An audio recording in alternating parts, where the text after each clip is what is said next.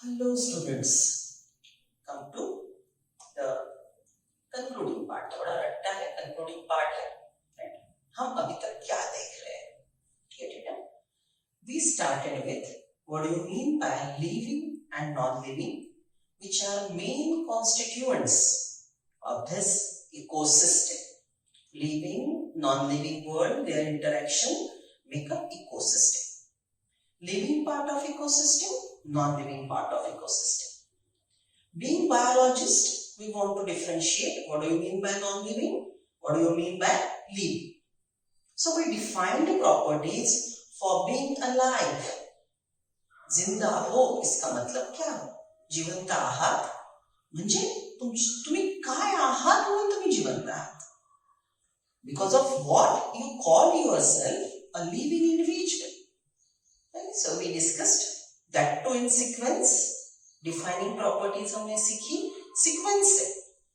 MCQ solve करेंगे तो ये सीक्वेंस से ही ध्यान में रखेंगे. मैंने क्लास वर्क में आपको 1 2 3 4 लिख के दिया है. निकालो class work. Day 1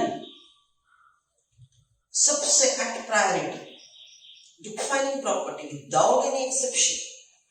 Defining property without any exception, which is found only in living being, is consciousness and cellular organization. Yeah, unicellular या multicellular. Consciousness, cellular organization, ये सिर्फ living organism के पास होता है. Okay, second we talk about metabolism. Okay, पहले level पे ये दो होते हैं at priority. फिर आ गया मेटाबॉलिज्म, उसको एक्सेप्शन आया. कुछ केमिकल रिएक्शन डीएनए रेप्लिकेशन जैसे पीसीआर में हो सकते हैं. सो पीसीआर जिंदा नहीं है, but metabolism is one of the important property found in living organisms. Then we say growth, intrinsic growth, more precisely intrinsic growth. Then we talk about the ability to reproduce. It's not compulsory, not found in all. Okay, so we defined what do you mean by living. Then we come to diversity. Being alive in this category, how many of this ecosystem are present? ये criteria के अनुसार living organism ये group में diversity के कितने लोग आते हैं? 30 मिलियन. हम अभी तक कितनों को जानते हैं? 1.7 to 1.8 मिलियन. सो अगर इतनी ह्यूज डाइवर्सिटी हमको पढ़नी है, याद रखनी है, रिन्यू करनी है, अपडेट करनी है, रिकलेक्ट करनी है, रिस्टोर करनी है, तो ये जो ह्यूज डेटा है, ये ह्यूज डेटा को हमको क्लासिफिकेशन के लॉजिकल स्टेपवाइज मेथड से एनालाइज करना पड़ेगा. अदरवाइज इतनी डाइवर्सिटी हम ध्यान में रख ही नहीं सकते. हमने औरंगाबाद के स्टूडेंट पॉपुलेशन का एग्जांपल लिया था. Classification, big group is classified into smaller सब ग्रुप, स्मॉलर सब ग्रुप्स, स्टिल स्मॉलर सब groups on the basis of extent of similarity and differences. जो बहुत ज्यादा सिमिलर है वो सबसे छोटे ग्रुप में आएगा. जो थोड़ा सिमिलर है वो थोड़े बड़े ग्रुप में जाएगा. राइट? जो सबसे बड़े ग्रुप में है उसमें सिमिलैरिटी का नंबर कम होगा. Okay, take this example. Homo sapiens, we represent species. Right? See our morphology, see our anatomy.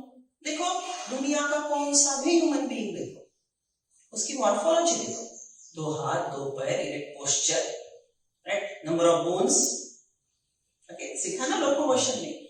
Her human being का में नंबर ऑफ बोन्स मैक्सिमम लोगों में सेम रहेंगे. 4 शेपर हार्ट रहेगा, इजंट इट? ओके, हमारा metabolism same है. Okay, हमारे heart का पोजीशन सेम है.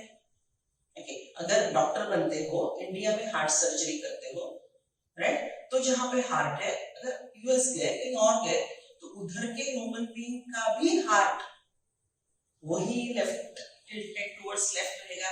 ऐसा नहीं कि इंसिजन ले लिया, अरे ये अमेरिकन है इसका हार्ट तो इधर होना चाहिए. ऐसे कभी होगा नहीं.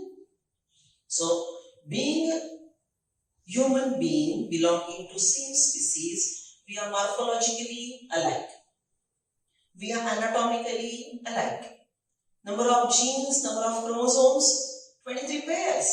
So genetically also we are alike. बराबर? So species को define कर पा रहे हो? Why we are alike? Because our ancestors are common. हम सब के ancestors monkeys है.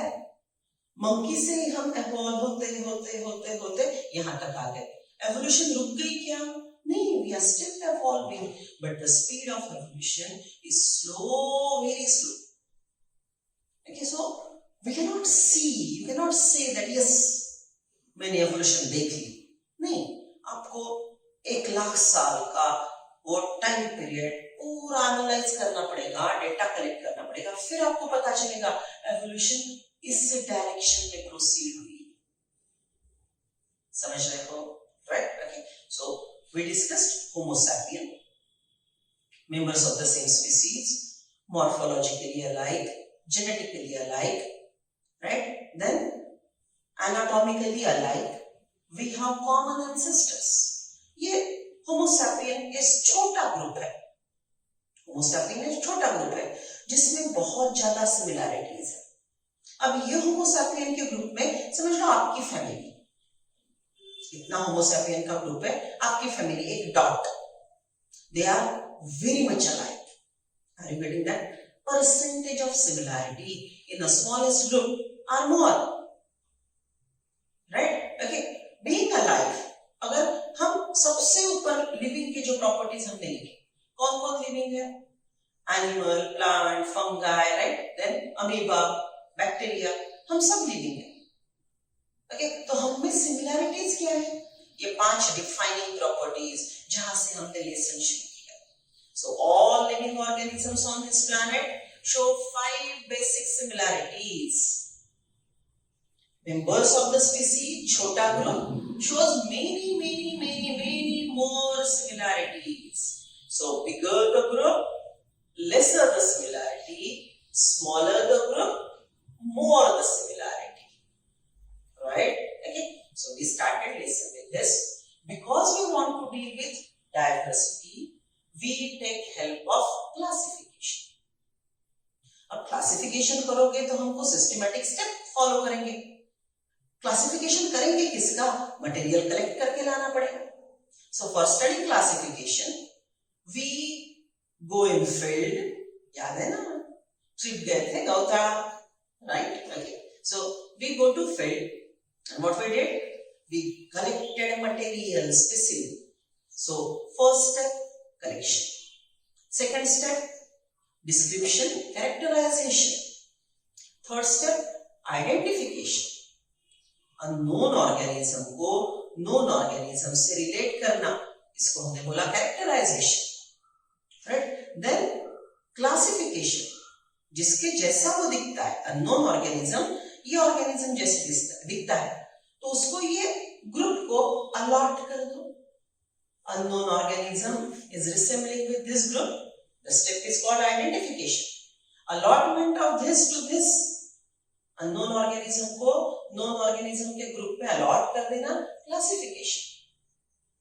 And by using binomial nomenclature given by Carolus Linnaeus, binomial nomenclature given by Carolus Linnaeus, what we did, we follow the last step, that is nomenclature. हमने 5 step देखे, collection, description, characterization, right? Then identification, classification, nomenclature. ये 5 step हमने देखे, right? Okay, ये 5 step मिला के हमने कौन सी ब्रांच देखी? टेक्सोनॉमी. कौन सी ब्रांच देखी? टेक्सोनॉमी. बच्चों ये एग्जांपल बहुत अच्छा है टेक्सोनॉमी के लिए, ये एग्जांपल बहुत अच्छा है. See, taxonomy is like establishment of library. Taxonomy is like establishment of library. देखो आपके पास एक लाइब्रेरी है, उसमें 10 लाख बुक ऑलरेडी पड़े हैं. लाइब्रेरी जानते हो कैसी होती है? बड़ा बिल्डिंग होता है, बहुत सारे compartment, and it is well classified. Library में जाते बराबर साइंस, आर्ट्स, कॉमर्स, साइंस में फिर subject, right, maths, biology, chemistry, physics, biology में गए तो genetics, botany, zoology, right, botany में गए तो उसमें भी morphology, anatomy, physiology, isn't it? बड़ी library classified into subjects. One subject classified into sub-subject. Sub-subject are classified further into subjects. Right? Okay. So this is previously established plan. Right? By following those rules, by following those laws, the library is established, arranged, meaningful, lawful arrangement is taxonomy. Library, taxonomy, library में books होते हैं, taxonomy में plants, animal होते हैं। Library books arrange करती है, taxonomy classified plant, animal, अलग अलग ऑर्गेनिज्म को अरेंज करती है। Are you getting taxonomy and library? Library is previously established plan, classified established plan.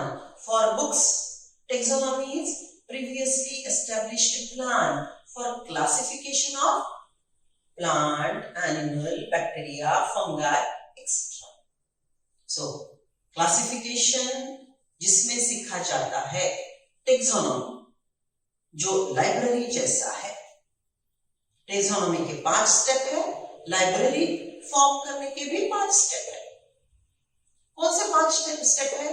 Taxonomy, meaningful arrangement, lawful arrangement, taxes plus norms, taxes plus norms.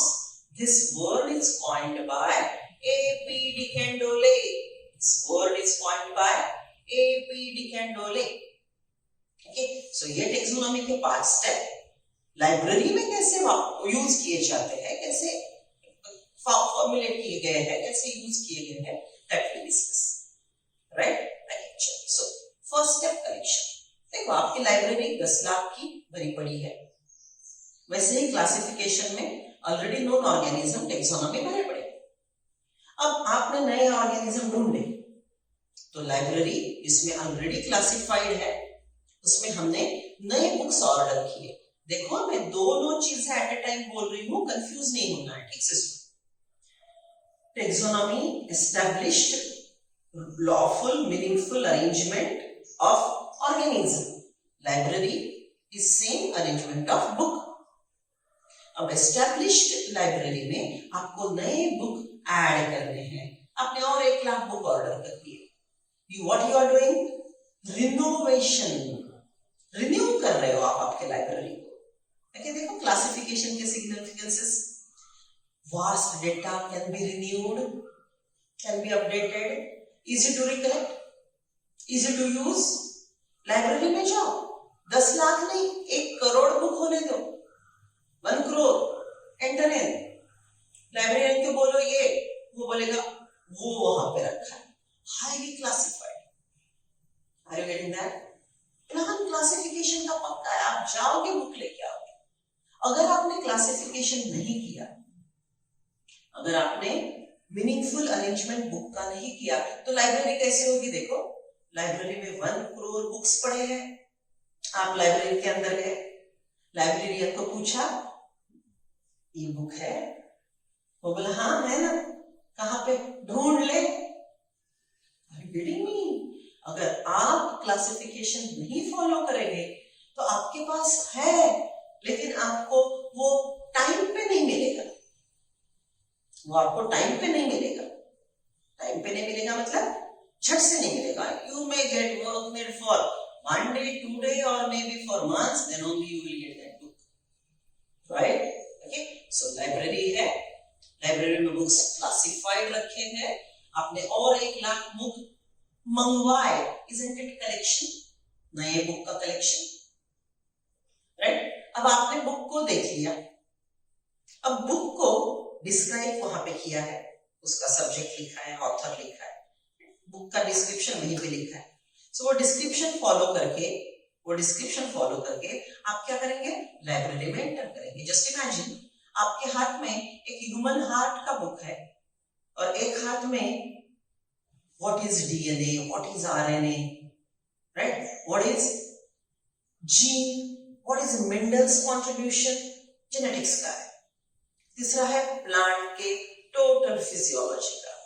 एक जू का book है, botany के फिजियोलॉजी का है और जेनेटिक्स का है, राइट। सो अब हम as I deal with botany and genetics part, let us deal with this. आप ये दो बुक लेके लाइब्रेरी में एंटर कर गए। ओके, तो जाते बराबर आपने बायो डिपार्टमेंट देखा। बायो डिपार्टमेंट में जाने के बाद आपको दो रूम दिखे। ओके, एक थी हार्डकोर बॉटनी की, दूसरी जेनेटिक्स की, तीसरी जू की। जू से तो आपका अभी काम नहीं था, तो आप एक बुक लेके जेनेटिक्स के डिपार्टमेंट में गए। अब जेनेटिक्स में आपको chromosomal theory, gene expression, protein synthesis, gene regulation, genetic disorder, right, DNA fingerprinting, then DNA recombinant technology, आज का booming branch, database analysis, bio genetics related statistics, इतने पूरे कंपार्टमेंट दिखे। आपके हाथ में डीएनए का बुक था, so you entered in DNA. अब एक रैक था, वो रैक में ऊपर ए डीएनए, बी डीएनए, सी डीएनए, ओके, डीएनए के टाइप होते हैं। आपके हाथ में बी डीएनए है, तो आपने वो बुक बी डीएनए के बाजू में रखा। ठीक से समझो बच्चों। हाँ, आप जेनेटिक्स के कंपार्टमेंट में चले गए, तो क्या बुक कहीं पे भी रख दोगे? नहीं, आपने वो नया बुक ऐसे बुक के बाजू रखना है। You are supposed to keep the new book near that book which is close relative of this book. वो रैक में जो वहां पे बुक आप रखोगे, वो बुक के बाजू में जो पहले से बुक था वो इसके बहुत सिमिलर होगा। जो नीचे के रैक में है, नीचे के रैक पे है, राइट, वो बुक इसका थोड़ा दूर का रिलेटिव होगा, राइट, और नीचे का बुक और दूर का रिलेटिव होगा। So in that established plan, the two books which are close to each other are close relative, which are distantly plus are relatives, but उनमें similarities कमी है। जो और दूर है, they are also relatives, उनमें similarities है, लेकिन differences भी ज्यादा है। So see what you did. You identified a new place in the rack on that particular shelf, right? वो पूरे रैक में नए बुक के लिए आपने एक जगह आइडेंटिफाई की। पूरे रैक में नए बुक के लिए आपने ऐसी जगह आइडेंटिफाई की जो बाजू में इसका क्लोज रिलेटिव रखती है। Identifying a right place for new book, new organism in a previously established plan of classification is called identification. तो आपने क्या किया? नए ये बुक को बहुत सिमिलर है, ये आपने जान लिया। So compare new book, new organism with known previously classified organism, it's called identification. Unknown organism को known previously classified organism से कंपेयर करना, उससे सिमिलर है ऐसा बोलना, ये प्रोसेस को बोलते हैं identification, right. Okay, so what you did, identification. Okay, अब आइडेंटिफिकेशन हो गया, तो आप क्या करेंगे? उसको क्लासिफाई करेंगे, वो बड़े ग्रुप को। The book is allotted to genetics, the book is allotted to biology, अपने आप उसका क्लासिफिकेशन हो गया, राइट। ओके, अब यहाँ पे बुक का नॉमेनक्लेचर ऑथर ने ऑलरेडी कर चुका है, लेकिन टेक्सोनॉमी में आप नए ऑर्गेनिज्म का नाम आप दोगे, because you are author. who you are, author. What do you mean by author? आपने वो स्पीसीज सबसे पहली बार ढूंढी, आपने वो स्पीसीज सबसे पहली बार ढूंढी, उसको डिस्क्राइब किया, सो यू आर ऑथर। समझ रहे हो, right? So taxonomy is like establishment of library. Taxonomy is previously established plan, meaningful, lawful arrangement of organisms. Right? अब देखो, लाइब्रेरी में ही हमको सबसे बड़ा जो एरिया मिला, सबसे बड़ा पूरी लाइब्रेरी इज लाइक सबसे biggest category, are you getting me? Highest rank kingdom, जिसमें पूरे बुक्स इंक्लूडेड है, पूरे लिविंग ऑर्गेनिजम्स है, राइट? ओके, सो अब ये लाइब्रेरी को हमने अलग अलग कंपार्टमेंट में बांटा है, बड़ा कंपार्टमेंट, छोटा और छोटा और छोटा। तो बड़े कंपार्टमेंट को हम बोलेंगे हाईएस्ट कैटेगरी, सबसे छोटे कंपार्टमेंट को बोलेंगे lowest category, right? So for studying taxonomy we need categories and taxa, बराबर? अब देखो, कैटेगरी टैक्सा के लिए मैंने ये डायग्राम आपको इसके पहले उतार के बताई थी। Category and taxa, it is hierarchical classification. इसको हमने क्या बोला था? Hierarchical classification, right? Taxonomic hierarchy, specific arrangement, right? So for this we use 7 categories, compulsory categories, obligate categories, which are there? सबसे हाईएस्ट स्टेप पे, ओके, रैंक 1 पे कौन बैठेगा? Right, category rank 1, it is kingdom. Second is division और phylum. For plants we use the word division, for animal same, यही step पे अगर plant बैठता है तो ये स्टेप को हम बोलेंगे डिवीजन, यही स्टेप पे अगर एनिमल बैठता है तो ये स्टेप को हम बोलेंगे phylum, राइट? देन क्लास, ये स्टेप का नाम है क्लास, ये स्टेप का नाम है ऑर्डर, ये स्टेप का नाम है फैमिली, ये स्टेप का नाम है जीनस, और लोएस्ट स्टेप का नाम है स्पीसीज। लोएस्ट स्टेप का नाम है species, right? Okay, so these are the 7 obligate categories used in classification. But are they the things only इतने ही exist करते हैं? No, there can be kingdom, sub-kingdom, division, subdivision, class, subclass, right? Order के नीचे आता है series, right? Okay, we'll repeat it. Okay, what is that? Kingdom, sub-kingdom, division, subdivision, class, subclass, right? then यहाँ पे आएगा class और order के बीच में आएगा series, right? Then order, series के नीचे आएगा ऑर्डर, ऑर्डर के बाद आएगा family, right? Genus, species, right? Species के बाद आता है subspecies, variety, form. Subspecies के नीचे भी देखो कितने हैं, species, sub species, variety, right? Form. मतलब अगर डिटेल में जाना चाहे तो नंबर ऑफ कैटेगरीज बढ़ेंगे।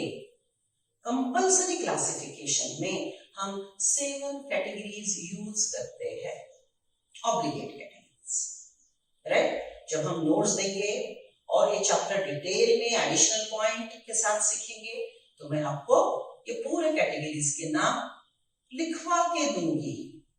आप खुद को अभी समझ के खुद का एनसीईआरटी के नोट्स बनाओ, एडिशनल मटेरियल पूरा मिलेगा, just hold on, right? Okay, so these are 7 categories. 7 category में जीनस और स्पीसीज, जिनको हमने बायनोमियल नॉमेनक्लेचर में यूज किया, जीनस और स्पीसीज जिनको हमने बायनोमियल नॉमेनक्लेचर में यूज किया, उसको हम बोलते हैं minor categories, and this remaining categories kingdom to family, kingdom to family, इसको हम बोलेंगे major categories, right? So follow me. taxonomic hierarchy, taxonomic hierarchy includes 7 obligate categories. These are kingdom, division or phylum, division or phylum, class, class, order, order, family, family, genus, genus, species, species. These are seven. Obligate, obligate मतलब compulsory. Among this, kingdom, division, phylum, class, order, family are major categories. Genus, species are minor categories. Genus and species are minor categories. Right? Okay. So, what we classified categories of taxa में हमने क्या बोला? Name of the step is a category. और इस पे बैठने वाला organism या ऑर्गेनिज्म का ग्रुप, उसका नाम, नेम ऑफ लिविंग ऑर्गेनिज्म और name of group of living organism is called taxa. Right? So kingdom is category, इस पे बैठने वाला प्लांट नहीं इज अ टेक्सा. यही किंगडम पे अगर एनिमल्स आके बैठे तो वो टेक्सा का नाम होगा एनिमेलिया. यही किंगडम पे अगर फंगस आके बैठे तो किंगडम का नाम होगा फंगाई. यही स्टेप पे अगर प्रोटिस्ट आके बैठे, अमीबा आके बैठा तो उसका किंगडम का नाम होगा प्रोटिस्टा. यही स्टेप पे अगर बैक्टीरिया आके बैठे तो वो ग्रुप का टेक्सा का नाम होगा Monera. Right? So remember, kingdom Plantae ये स्टेप पे 5 टेक्सा बैठ सकते हैं. किंगडम ये स्टेप पे, रैंक पे, कैटेगरी में 5 टेक्सा बैठ सकते हैं. Which are those 5 taxa?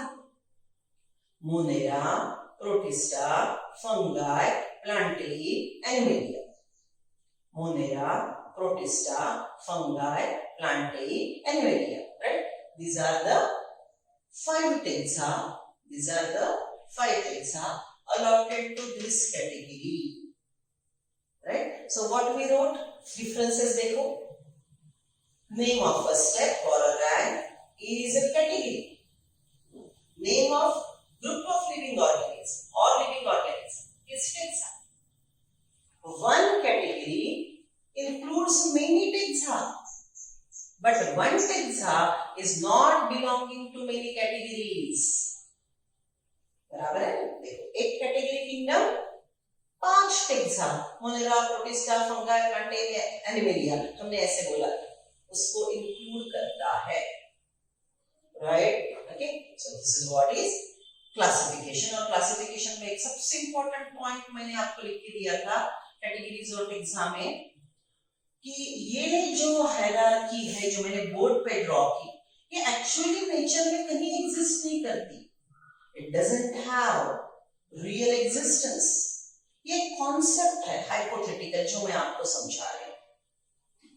It is concept hypothetical जो मैं आपको समझा रही हूं. राइट? ओके. आपको दिखता क्या है? आपको किंगडम नहीं दिखता, आपको प्लांट दिखता है, आपको फंगस दिखता है. So taxa is represented by living organism. Taxa is represented by living organism. Right? Taxa has physical existence. Taxa has physical existence. Taxa is a real term. Category is hypothetical, abstract. It exists in mind. Right? It is not having physical existence. Right? समझ रहे हो? Okay. अब देखो, निकालो categories taxa के differences. ये differences आपने लिखे. अब एग्जांपल लिख लो. मेरे ख्याल से लिखे थे. Check it. Examples of category. These are the examples of category. Examples of taxa: Monera, Protista, fungi, plantae, animalia. Right? Homo sapiens. Okay, then mammals, mango plant, dicotyledonny, monocotyledonny. These are name of living organisms. Right? So categories and taxa. अब NCERT वालों ने कुछ example दिए हैं.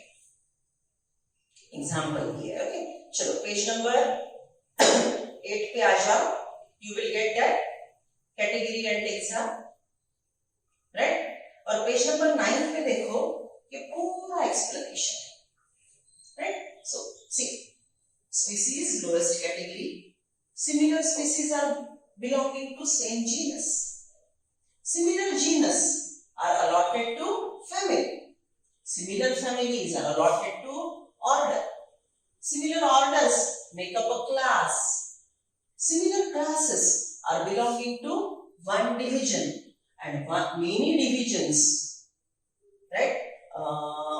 The divisions, wait a second, the divisions which are similar are allotted to kingdom, बराबर। so species सबसे छोटा group है, species सबसे छोटा ग्रुप है, similar species को बला के जीनस बनेगा। चलो एग्जांपल दे दूं, आपने जो देखा है, ठीक है, यहाँ पे भी दिया है लेकिन एनिमल्स का दिया है, तो मैं प्लांट का देती हूँ। आपने बैनियन ट्री देखा, वडाचं झाड, पीपल ट्री देखा, ओके, रबर ट्री देखा, राइट, ओके, एंड फिग अंजीर, ओके। सो 4 ट्री वेरी कॉमन, आपने देखे होंगे, उसमें का पता नहीं फिग नहीं देखा होगा, but you know banyan tree, you know rubber, right. या तो प्लांट देखा होगा रबर का उतना ही बड़ा ट्री होता है जितना बैनियन का होता है, right. So banyan tree, rubber tree, right, then peepal and fig का ट्री, ये 4 बड़े बड़े ट्री बहुत सिमिलर है, ओके। अब आप जैसे मैं बैनियन ट्री बोलती हूँ ना, तो आपको वो बड़े बड़े उसके प्रो फ्रूट्स बड़ा पालन में, वो आपके दिमाग में आ गया, बराबर। सो बड़े बड़े जो प्रो फ्रूट्स बैनियन ट्री बनाता है, वैसे छोटे ये लोग भी बनाते हैं, लेकिन आपने नोट नहीं किया। सो इजंट इट सिमिलरिटी, ओके। दिखने में बड़े ह्यूज है, उनका मॉर्फोलॉजी सिमिलर है, लेकिन अगर आप डिटेल में जाओगे ना, इसका लीफ का शेप, इसका लीफ का शेप, ओके, तो लीफ के शेप में अंतर है। देखो पीपल एंड बनियान का लीफ आपने देखा होगा। सो जनरल मॉर्फोलॉजी सिमिलर, ओके। ये 4 प्लांट 4 स्पीसीज के हैं जो एक ही जीनस को अलॉट करते हैं, banyan, rubber, people, fig are the 4 different species which are belonging to common genus ficus, okay। आंखों के सामने वो ट्रीज ला, okay। वो सब बेंगोलिनसिस सगळे वडाचे झाड एक स्पीसीज, सब रबर प्लांट दूसरा स्पीसीज, सब फिग के प्लांट तीसरा, सब पीपल के प्लांट चौथा स्पीसीज। ये 4 स्पीसीज एक ही जीनस को अलॉट करते हैं, फिकस, ओके।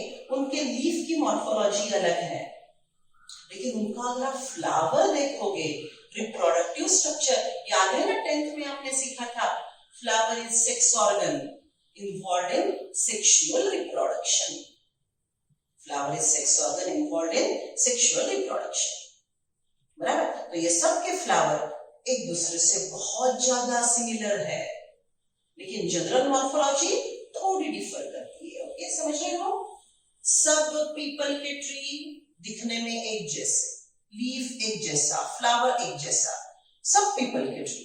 पीपल को बनियान से कंपेयर करो, लीफ का शेप बदलेगा, लेकिन फ्लावर का स्ट्रक्चर सिमिलर रहेगा, समझ रहे हो, right. So this is how classification is done, this is how classification is done, by considering their morphological characters, anatomical character, cytological characters, DNA का प्रकार, okay। So this is how different varieties of taxonomy exist, right? So these are the categories, okay। अब similar species से genus बनता है, आपके book में क्या example दिया, बटाटा पहला, बटाटेंडो, वांगो पहला, right, okay। So brinjal and potato are 2 species belonging to same genus, right, okay। भेंडी अंबाडी and hibiscus rosa sinensis, जास्वंदाचं झाड, भेंडीचं झाड, ambadi, right? They are different genus. Wait a second. Bhendi, lady's finger, hibiscus, right? Okay, they are different species belonging to same genus. बराबर? तो अब इन्होंने ये जो एग्जांपल दिए हैं वो हम लिख लेंगे. ओके, रट्टा भी मारेंगे. चलो, come to page number 8. Take out pen, pencil, book साथ में रखो. Page number 8.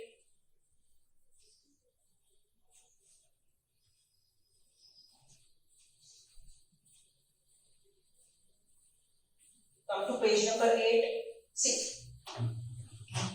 classification is not a single step process but involves classification is not a single step but involves hierarchy of steps. एक step नहीं है, इसमें पूरी hierarchy in which each step represent a rank or a category. Her step का नाम kingdom, ये step का नाम phylum और division, right? So hierarchy में हर step को एक नाम दिया गया है. Since the category is part of overall taxonomic arrangement, it is called taxonomic category, right? See, ये पूरे hierarchy का एक part है, तो इसको हम बोलेंगे, एक को बोलेंगे taxonomic category, पूरे arrangement को बोलेंगे taxonomic hierarchy, and all categories together constitute the taxonomic hierarchy arranged in a specific manner. Each category referred to as unit of classification. देखो, what is unit? Unit is smallest but complete. देखो, पूरे life को, living organism को आज आप 5 kingdom में divide कर सकते हो. So जब 5 kingdom में divide करोगे तो kingdom is unit of classification. बराबर, right? So kingdom, highest category can be unit of classification. अगर आप लाइफ फॉर्म को स्पीसीज में डिवाइड करते हो, अलग अलग स्पीसीज में डिवाइड करते हो, राइट? तो स्पीसीज स्मॉलेस्ट है, लेकिन हाँ वो भी एक यूनिट है ना क्लासिफिकेशन का. Species is also unit of classification. So kingdom can be unit of classification, species can be unit of classification, any category can be unit of classification. जैसे यूनिट ये शब्द मैंने आपको चैप्टर 7 में सिखाया है. फिर से सीखो. What is unit? Just imagine we want to measure a distance. Distance measure करने के लिए, साइज मेजर करने के लिए, डिस्टेंस मेजर करने के लिए हम nanometre, micrometre, millimetre, centimetre, inch, feet, kilometre, right? Then light year. Depending on the requirement, you can use any unit. Micrometer is very small. Light year is used to check the stellar distance. 2 planet के बीच में का distance हम check करेंगे. ठीक है, so वैसी बात है. छोटा भी unit है, small, whole, complete. बड़ा भी complete है. So species can be unit. Any category can be unit of classification. So that is what they said. Each category referred to as unit of classification in fact represents a rank and is commonly termed as taxon. Right? Taxonomic categories and hierarchy can be illustrated by example. It can be illustrated like this by example.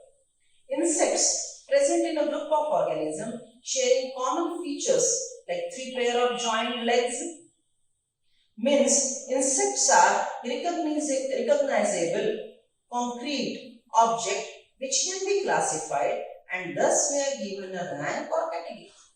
Living organism के group का नाम insect, उनके property के अनुसार वो एक particular category को allot होगा. Can you name other such group of organism? हाँ, क्यों नहीं? Right? Hibiscus, coconut, mango, these are the different things are allotted to planting, right? Remember, group represent categories. Remember, group of living organism represent category, category दिखती नहीं है आपको, वो group of living organism दिखता है, group represent category. Each rank or taxon in fact represents a unit of classification. ठीक है, अब क्लासिफिकेशन आप कैटेगरी के अनुसार करो, ठीक है, तो कैटेगरी यूनिट हो गया। आप बोल सकते हो ये ecosystem human, tiger, okay, mango plant, banyan plant इनसे बनी है। तो अगर आप टेक्सा के अनुसार क्लासिफाई करोगे तो एक टेक्सा भी क्लासिफिकेशन का यूनिट हो सकता है। देखो ठीक से सुनो, ये एक स्टेप है, राइट, इसके अनुसार क्लासिफिकेशन करेंगे तो any category can be unit of classification. Step पे बैठने वाले लिविंग ऑर्गेनिज्म के अनुसार क्लासिफिकेशन करेंगे तो any taxa can be unit of classification, right. But now listen, fundamental unit of classification is species. ये स्टार पॉइंट लिख लो, 3 पॉइंट लिख लो। Any category, write down, any category can be unit of classification.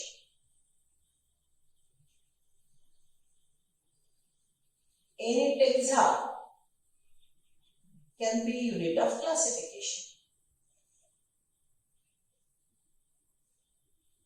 but fundamental unit of classification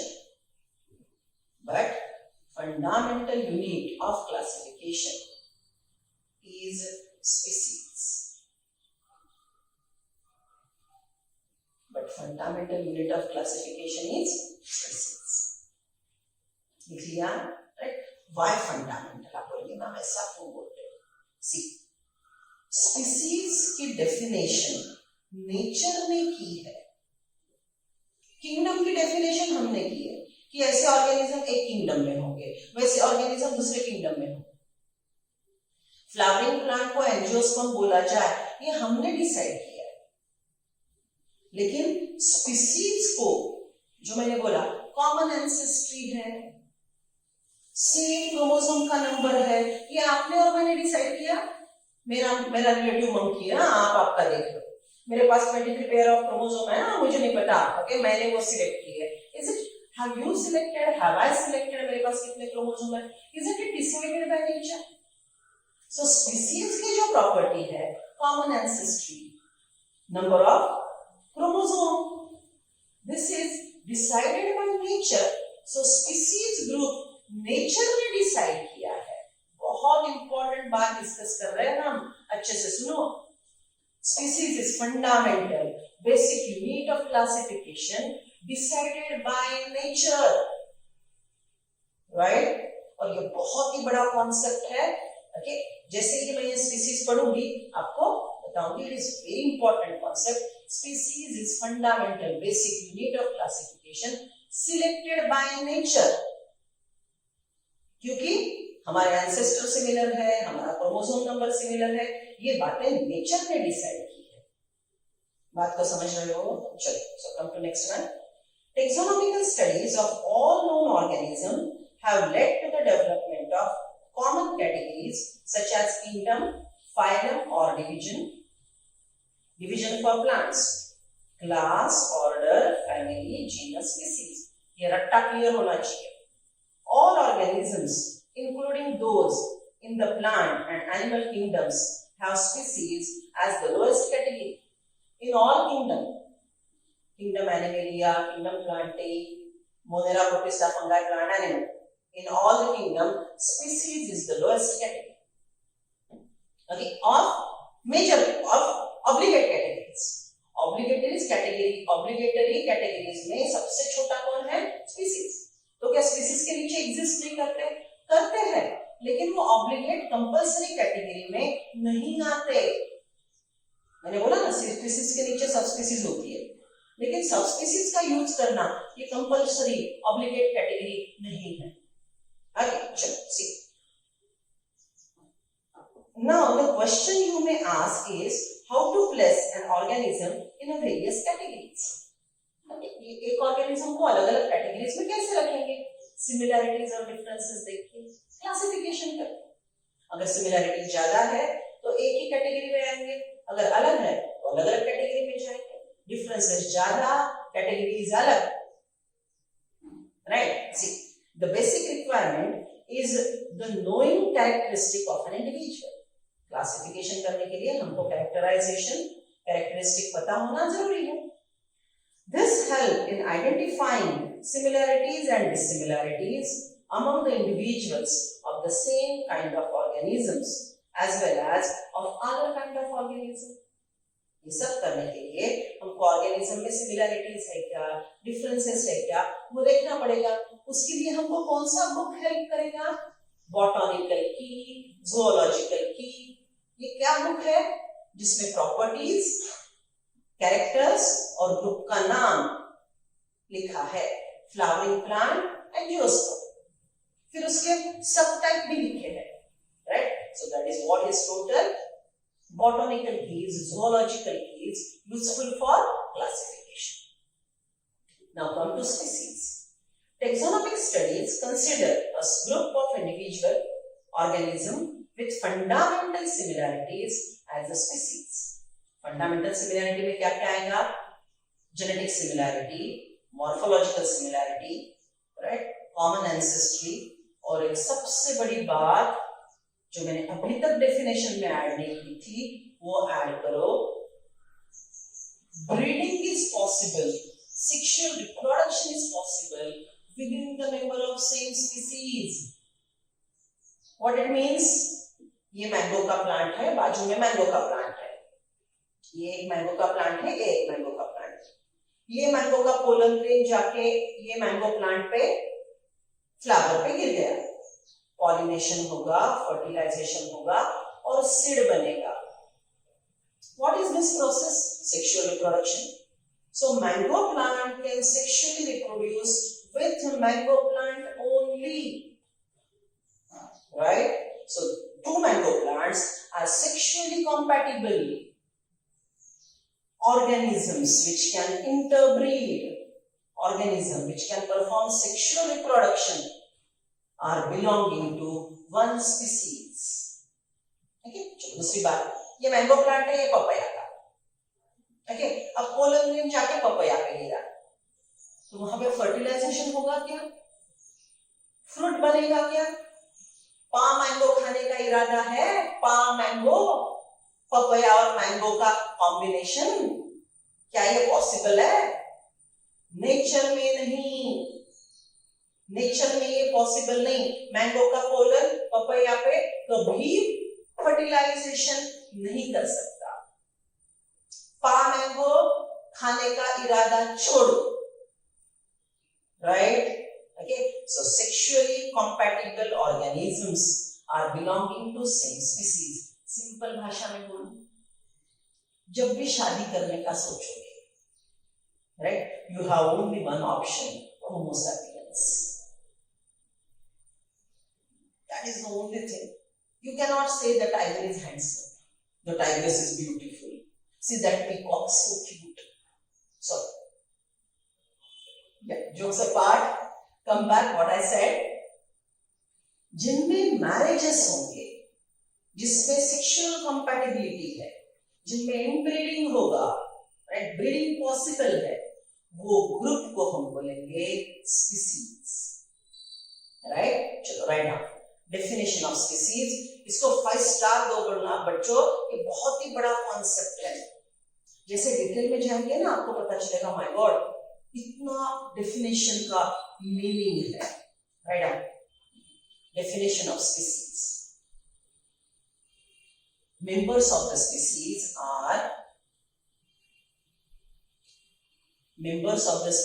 are morphologically, genetically, biologically similar.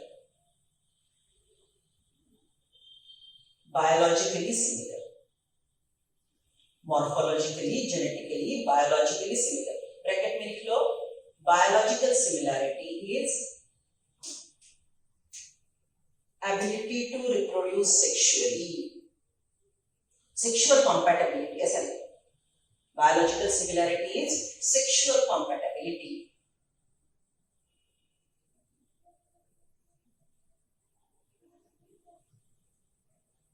Biological similarity is sexual compatibility. Okay, bracket close. Right? Okay, इसके नीचे लिख लो. This concept of species, ये definition हमने अभी लिखी. This concept of species is given by John Ray, John, John Ray, R-A-Y. Great contribution माना जाता है इसको. Right? How we'll discuss. धीरे धीरे पता चलेगा. Okay, write down next one.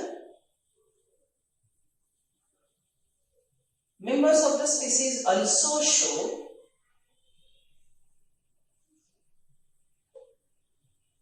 common ancestry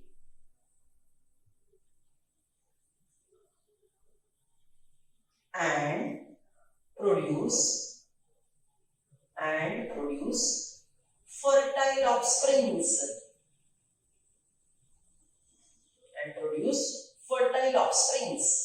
अब ये पूरी जो मैंने स्पीसीज के पॉइंट लिख के दिए ना, उसको स्क्वायर करो और 5 स्टार पॉइंट लिखो. Nowhere it is clearly written, but everything is in syllabus. Somewhere hidden, the meaning comes like this, right? Everything is in syllabus. ये concept बहुत अच्छे से समझिए आप. Concept of species given by John Ray. Morphologically similar, genetically similar, biologically similar means having the ability to reproduce sexual compatibility.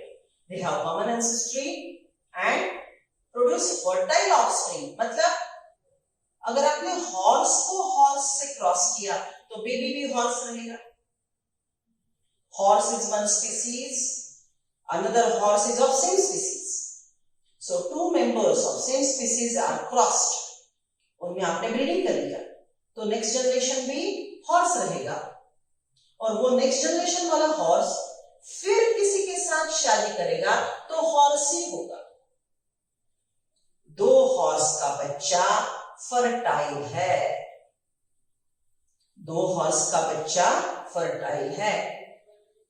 Right? So that is fertile offspring, मतलब जो reproduction कर सकता है. राइट? ओके, अगर आप हॉर्स को donkey से cross करते हो, horse is different species, donkey is different species, horse और डोंकी को क्रॉस करते हो तो नेक्स्ट जनरेशन स्टराइल रहेगा, म्यूल केचर. बात को समझ रहे हो? राइट? ओके, अब ये लिविंग फर्टिलिटी स्टेबिलिटी वो लिविंग वर्ड के स्टार्टिंग वाले पॉइंट से रिलेट मत करो. वो अलग कॉन्सेप्ट था, ये अलग कॉन्सेप्ट है. ये स्पीसीज का कॉन्सेप्ट है. राइट? Star point. चलो, let us complete species. One could be able to distinguish one species from other closely related species based on distinct morphological features. Let us consider Mangifera indica.